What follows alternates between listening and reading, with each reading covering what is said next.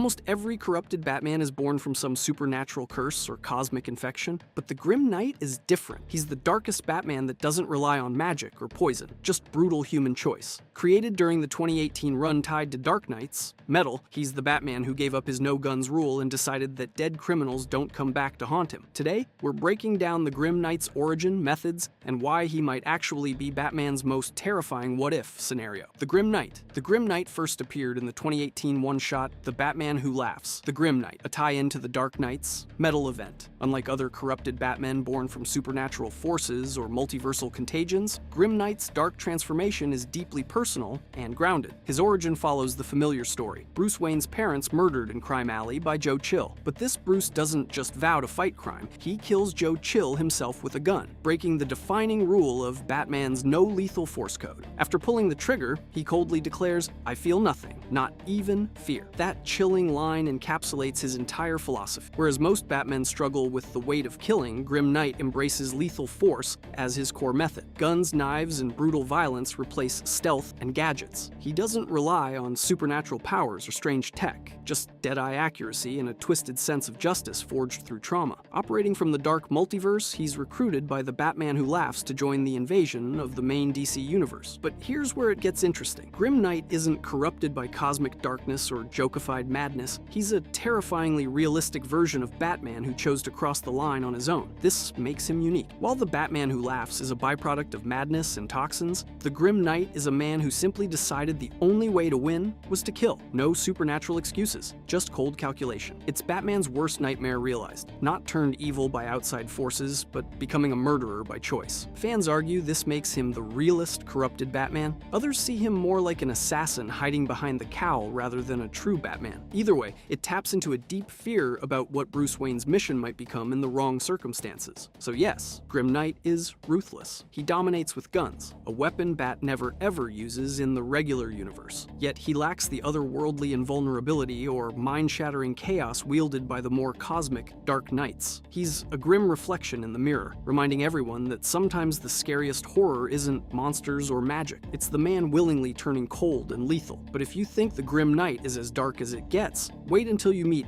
Owlman, a Batman corrupted by legacy and twisted family secrets rather than just weapons. Owlman is a different kind of Batman corruption, not Bruce Wayne's fall from grace, but a twisted reflection born from a sharply contrasting upbringing and worldview. He first appeared way back in 1964 as the crime syndicate's Batman counterpart, a dark mirror deliberately designed to oppose the real Bruce Wayne. But modern takes have gone deeper. Owlman isn't just Bruce wearing a darker mask. He isn't even part of the Wayne bloodline in the usual way. Instead, he's an alternate universe version of Batman with a cold, calculated edge that cuts sharper than revenge or trauma ever could. Before you shrug this off as just another villainous Batman doppelganger, hear me out. Owlman isn't a hero gone bad or some twisted version of Bruce corrupted by grief or chemicals. He was never a hero at all. Unlike other Batmen warped by rage or cosmic forces, Owlman's villainy springs from pure ideology and a ruthless quest for control. He embodies a merciless, immoral mirror to Bruce's sense of justice, one that rules through fear and domination rather than protection or redemption. The New 52 reboot complicated things by introducing Lincoln March, a separate dark figure tied to the Court of Owls conspiracy here on Earth. But Owlman remains distinct, originating from Earth 3, where Thomas Wayne Jr. never existed. Instead, Owlman is often portrayed as an alternate Thomas Wayne who became the crime syndicate's Batman equivalent, a man who rejects any notion of heroism and embraces fear, manipulation, and outright tyranny instead. No superpowers here, just a man honed by endless strategy, combat training, and an iron will relentless enough to destroy any opposition in his path. That's what makes Owlman such a fascinating threat. He's not just a corrupted version of Bruce's trauma or ideals, he's a cold, calculating force who challenges what Batman could be if he completely abandoned his moral compass. He forces us to see our hero from a darker angle, one where justice becomes cruel domination. Fans have debated for years whether Owlman really counts as a corrupted Batman, since he isn't Bruce Wayne himself. himself. Some argue he's simply a villainous Batman analog, an evil twin in the crime syndicate's twisted family. Others say his role as an amoral counterpart and remorseless enforcer makes him the ultimate dark what-if nightmare, proving Batman isn't defined solely by blood, but by the choices you make. Here's where it gets weird. Owlman's story flips the traditional corrupted Batman trope on its head. It forces us to ask, does corruption have to come from within a single person's psyche? Or can it come from an entirely different path forged by a different person in a parallel world? Unlike the Batman Who Laughs or Dawnbreaker, whose evil is a broken version of Bruce's mind, Owlman's malevolence isn't a mutation. It's a chilling alternative carved out by environment, circumstance, and choice on an alternate Earth. It's a haunting reminder that sometimes the darkest threats don't come from heroes succumbing to personal demons, but from the shadows lurking just beyond the reality they know. But if you think family drama is twisted, wait until you see the Bat that doesn't just fight crime, but hunts prey driven by pure bloodlust itself. Vampire Batman. Batman as a vampire sounds like a wild leap, but in the Elseworlds trilogy, Batman and Dracula, Red Rain, 1991, Bloodstorm, 1994, and Crimson Mist, 1998. This version of Bruce Wayne takes his dark obsession with justice and cranks it all the way up to gothic horror madness. Before you roll your eyes, hear me out. Early in his career, Batman faces off against the literal Dracula right in Gotham Cemetery, and he doesn't just lose the fight, he loses his humanity. The Count sinks his fangs into Bruce, turning him into one of the undead. From that moment, everything changes. Gotham's Dark Knight becomes something far darker. Vampirism gives Batman some wildly overpowered abilities: superhuman strength that lets him punch through concrete, the power of flight, sometimes depicted as giant bat wings erupting from his back, rapid healing that lets him recover from gunshots in seconds, and even mind control powers. Basically, he's Batman on steroids with cheat codes, but with one huge downside: an insatiable thirst for blood. Suddenly, feeding on humans isn't optional, it's survival. This forces an absolute brutal shakeup of his famously strict no-kill rule. How do you stay the hero who won't kill when every day you literally need to drain people of their life force just to keep going? The answer: he starts bending that rule in horrifying ways. Joker, Penguin, Scarecrow, they're not just enemies, they become his personal blood bank. He convinces himself it's mercy killing, that ending their suffering is an act of justice. But really, hunger trumps all morals. By the final book of the trilogy, Batman has embraced his monstrous new nature fully. He's no longer a vigilante fighting crime, he's a predator stalking Gotham's eternal night. The art drips with gothic menace. Think shadows oozing off his cape and red eyes glowing in the dark. Alfred's attempt to destroy Bruce's vampire lair may or may not mean Bruce dies,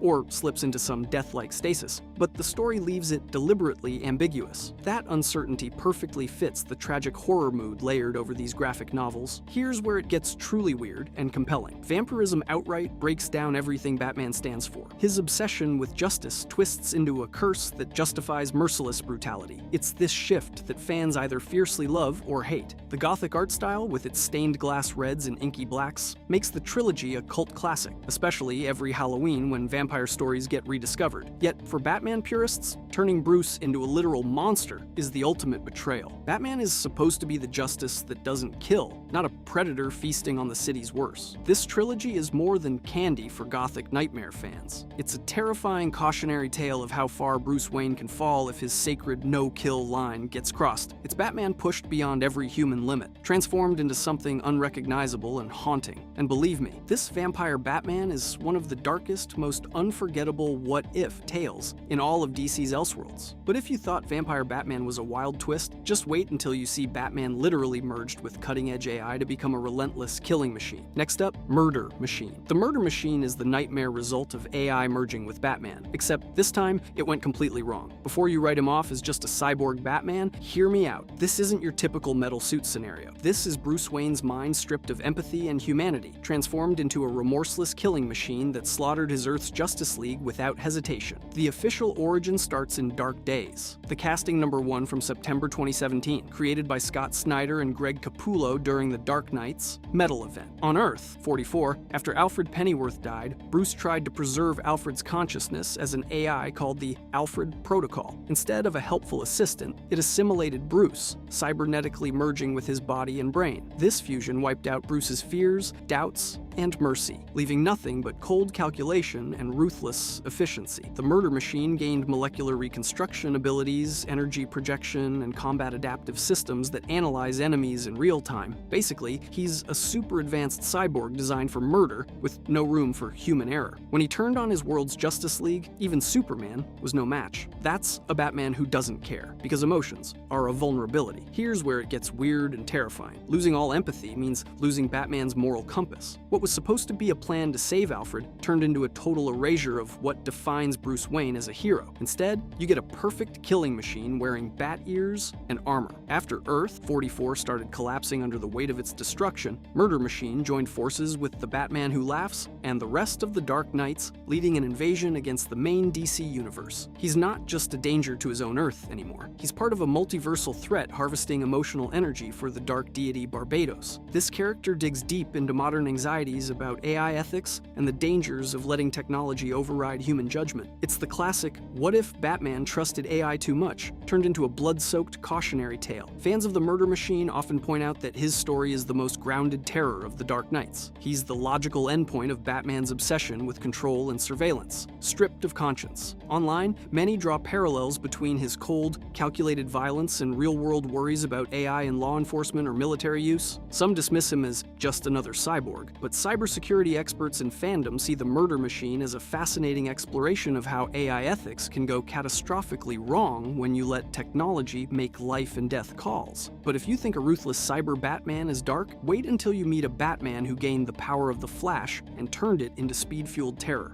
Red Death is the nightmare of Batman and Flash, mashed into one terrifying entity, hailing from Earth 52 and first tearing onto the scene in Dark Days, the casting #1, September 2017. Unlike your usual speedster villain, this Batman didn't just steal speed. He murdered his world's Flash, Barry Allen, and strapped the poor guy to his Batmobile like some grim power source. Literally turning his greatest rival into a bloodied battery to siphon the Speed Force, Red Death gained incredible super speed and temporal manipulation, becoming a force even the Flash struggled to face. It's the kind of villain that makes you question, what if Batman's obsession with control and justice warped him beyond recognition? Here's where it gets truly gruesome. Red Death's costume perfectly embodies his horrifying fusion, blending Batman's iconic cowl and cape with Flash's blazing red suit and lightning insignia. The glowing red eyes under the bat ears, the cracked lightning bolts splattered across a dark leather suit. It's like a nightmare caught in red and black, signaling a predator that hunts not just in mind but in velocity. He doesn't just run fast, he moves with lethal precision, striking before you even see him coming. But it's not just speed. He paired Batman's tactical genius with the raw cosmic power of the Speed Force, becoming a near unstoppable killing machine who nearly crushed the prime DC Universe's Flash. The data shows he could manipulate time with terrifying ease, teleporting around battles and haunting moments before they happened. Only the intervention of Dr. Fate's magic stopped his rampage, sealing his fate temporarily. Red Death operates on a twisted calculus of efficiency. Kill your enemy, absorb their power, and repeat. Before you write this off as just a cool cosplay villain, the imagery is deeply disturbing. Imagine seeing Barry Allen, the symbol of hope and speed, strapped helplessly to a Batmobile, his life force forcibly drained, a literal cannibalization of a hero for power. That's not just gore. That's a violent metaphor for obsession run wild. This isn't Batman saving the day. This is Batman consumed by greed for control. It highlights what Batman's corruption could look like in its darkest, most primal form. No rules, no mercy, pure domination through sheer force and cunning. Fans took one look at the Flash on the Batmobile scene and turned it into meme gold almost overnight because, well, it's hard to forget that visual. Some loved the outright shock factor and the fresh spin on speedster powers, celebrating how it pushed the boundaries of what the Speed Force could do in the DC multiverse. Others weren't as thrilled, criticizing how it seemingly bends or even breaks the established rules around the Speed Force. Flash purists debated for years whether a mortal, even someone as brilliant as Batman, could really hijack the Speed Force this way. After all, the Speed Force is officially more than just energy you can siphon like gasoline. It's a cosmic force, almost a character itself, tied to the very fabric of time and speed. But here's where it gets weird. In the dark multiverse, laws of reality don't always care. Red Death's power grab shows how Batman's brilliance, combined with pure monstrous will, can bleed into terrifying results. It's a grim mirror to the hero we know, but drenched in red speed, brilliant but utterly corrupted. A living warning of what happens when obsession turns lethal. If Red Death's speed is unsettling, wait until you meet the Dawnbreaker, Batman with a Green Lantern ring twisted by grief and rage into one of the darkest lanterns you've ever seen. Dawnbreaker. Here's the thing about Green Lantern rings. They're supposed to find people who can overcome great fear. The ring shows up, you prove you're brave enough to wield it, and you join a corps dedicated to protecting the universe through sheer willpower and hope. Now imagine a version of Bruce Wayne where the ring shows up in Crime Alley, seconds after his parents hit the ground, and instead of finding courage, it finds nothing. Not bravery, not determination, just a void. That's Earth 32. That's Dawnbreaker. When young Bruce watches his parents die, he doesn't cry. He doesn't scream. He looks at the ring and says, I feel nothing, not even fear. And the ring, because it's a stupid piece of jewelry following a protocol it doesn't fully understand, interprets that emptiness as fearlessness. Cool, great system you've got there, Guardians. But here's where it gets dark. Bruce doesn't just accept the ring and fly off to OA for training. He immediately uses it to kill Joe Chill. Then he kills again and again. The constructs he creates aren't bright green shapes. They're black, jagged. They drain light instead of projecting it. His willpower is so absolute and so empty that it corrupts the ring's fundamental nature, turning it from a beacon of hope into a weapon of pure nihilism. The Guardians realize something is catastrophically wrong with this kid. They try to take the ring back. Bruce's response is to slaughter them and construct his own black power battery, which is,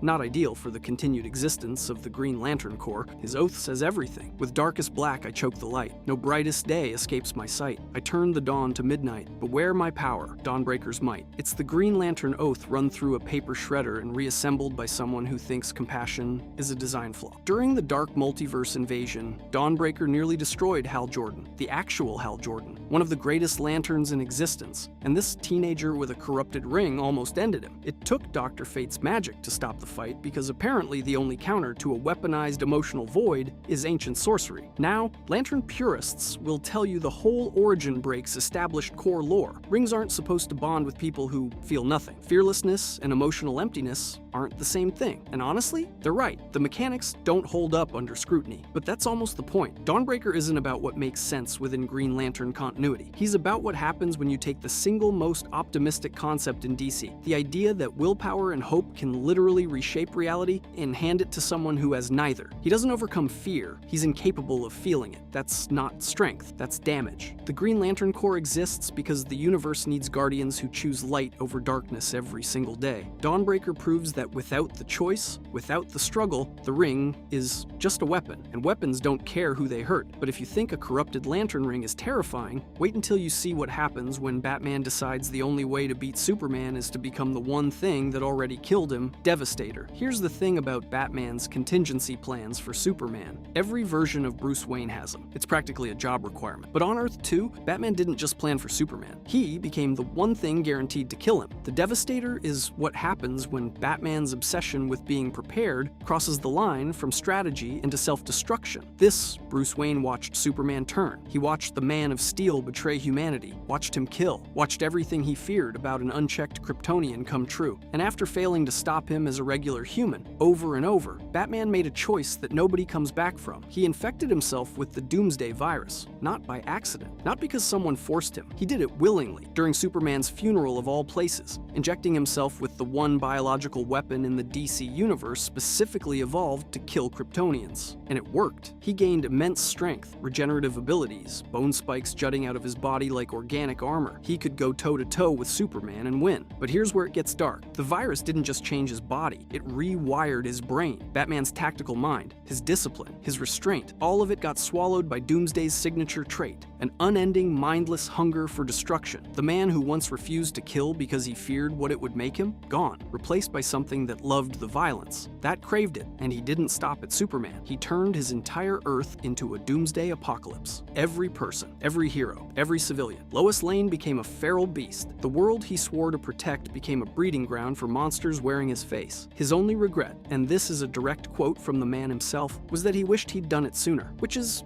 not ideal. The fan community community has some legitimate gripes with this one. The Doomsday virus as a transmissible infection is shaky science even by comic book standards. Doomsday in mainline continuity is a unique Kryptonian experiment, not a contagion you can bottle and inject. But the thematic weight is undeniable. This is Batman admitting that his moral code was always conditional, that given enough failure, enough loss, enough fear of someone stronger than him, he'd trade his humanity for power without a second thought. He didn't become the Devastator because Superman forced him to. He became the Devastator because deep down, some part of Bruce Wayne always wanted to be the strongest thing in the room, and once that door opened, the man behind it was already dead. But if the Devastator represents Batman's fear of powerlessness taken to its logical extreme, the next one represents something far worse. Because at least the Devastator kept his mind for a few minutes. The Batman Who Laughs. The Batman Who Laughs isn't just another dark Batman variation, he's the ultimate nightmare version of the Dark Knight brought to life, first appearing in Dark Days, the casting number 1. Back in September 2017, he was the brainchild of Scott Snyder and Greg Capullo, designed to kick off the massive Dark Knights, metal event that shattered everything fans thought they knew about Batman. His origin story is as twisted as it gets. This Bruce Wayne hails from Earth 22, a bleak alternate reality where things went horribly wrong. Instead of just surviving the Joker's infamous alleyway attack, he kills the Joker during that same tragedy, but gets exposed to a mysterious toxin released by the dying clown prince of crime. This toxin doesn't simply kill, it corrupts and invades his mind, fusing Batman's calculated genius with the Joker's chaotic, irredeemable nihilism. The result? A monstrous hybrid who's terrifyingly smart and brutally insane all at once, a villain who's Batman's darkest nightmare made flesh. Before you scoff at this mashup, hear me out. This version of Batman doesn't just cause trouble, he wipes out his entire Justice League. That's right, he single-handedly orchestrates their demise with no mercy. Then he poisons Gotham City with his signature lethal laughing gas, turning the city into a nightmare filled with death and madness. But that's just the start. He rises through the ranks of the cosmic horror Barbados' army, becoming the lieutenant leading the dark multiverse invasion on multiple Earths during Dark Knights. Metal. This isn't a threat confined to just one timeline. He's spearheading an all-out assault across 7 distinct Earths, each more devastated than the last. And he's not fighting alone. He creates his own Secret Six Legion by infecting heroes with his infectious laughing gas, warping them into twisted extensions of his own madness. Imagine your favorite heroes turned into deadly laughing minions hell-bent on spreading chaos. That's the real horror here. If you think that's crossing the line, wait till you hear this. He eventually surpasses Perpetua, the cosmic entity responsible for creating the multiverse itself. It's no accident the Batman Who Laughs literally usurps her position, wielding reality-warping power on a scale that can unravel whole timelines and erase existence across the multiverse. From brilliant detective to demon god, he's the apex of corrupted Batman, obliterating hope across all realities in a way no other counterpart even dares to approach. The data is clear. He's not just some villain in a cape. He's a multiversal cosmic nightmare personified, proving how far Batman's psyche could fall if twisted beyond recognition. Here's where it gets especially weird. While other corrupted Batmen share grim origins, the Batman Who Laughs stands apart because he's the leader, the mastermind orchestrating the entire Dark Knight's invasion. He's the calculating strategist, pulling strings behind the scenes, not just another pawn in the cosmic game. He's the one who persuades Perpetua to choose him over Lex Luthor for ultimate power, arguing Lex's ego blinded his vision and made him unfit to rule. The Batman Who Laughs has this unstoppable ambition paired with a chilling, Joker-fueled grin, transforming him from a terrifying enemy into a godlike menace feared across all realities. His cultural impact is huge and undeniable. Fans adore him for embodying Batman's worst fear realized, the ultimate what if Bruce Wayne fully turned into Joker nightmare scenario. There's something magnetic about a character that fuses order and chaos in such a terrifying way, but it's not all love. From around 2020 to 2022, overexposure in comics and relentless crossovers caused a backlash. A large segment of the fandom grew tired, calling him a Joker's unwanted heir, and criticizing how his story became a marketing tool for edgy trauma selling instead of meaningful development. Still, his presence only keeps growing at conventions and in cosplay circles worldwide. There's something irresistibly compelling about a character that distills every dark fear surrounding Batman, wraps it in chaos, and hands it a crown. The Batman Who Laughs isn't just a villain, he's the multiverse's ultimate bad Batman, a symbol of apocalypse bundled in a leather coat with a wicked, ever-present smile. So when you think about corrupted Batmen, none come close to the insane, mind-boggling scope the Batman Who Laughs reached, from poisoning a city with deadly laughter to toppling cosmic gods and commanding armies of twisted heroes. He's not just an enemy to fight, he's the embodiment of existential dread for the entire DC multiverse, threatening to snuff out the very concept of hope no matter where you look. If you enjoyed this video and want to see more, click the video on the screen now.